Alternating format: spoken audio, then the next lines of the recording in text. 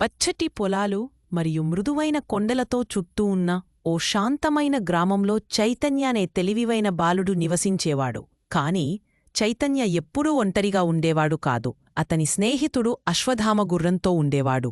ఆ గుర్రం చైతన్య మనసులో మాటలకు అర్థం చేసుకునేది. ఒక వేసవిలో ఆకాశం వర్షాము కురవలేదు. గ్రామంలోని బావి ఎండిపోయింది.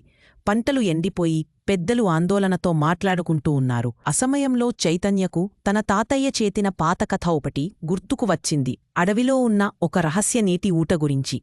గుండెలో ధైర్యంతో అశ్వథామను తోడుగా తీసుకుని చైతన్య అడవిలోకి ప్రవేశించాడు. అక్కడ చెట్లు గమనిస్తూ ముందుకు నడిచారు. సుదీర్ఘమైన ప్రయాణం తరువాత వారు దానిని కనుగొన్నారు. రాళ్ళు మధ్య దాగి ఉన్న స్వచ్ఛమైన నీటి ఊటను. ఆ నీరు మెరుస్తూ కనిపించింది. చైతన్య ఆ మార్గాన్ని గుర్తుపెట్టుకుని ఇంటికి తిరిగి వచ్చాడు. గ్రామస్థులు ఆ ఊటను చూసినప్పుడు ఆనందం వారి హృదయాల్లో ప్రవాహంగా పొంగిపోర్లింది.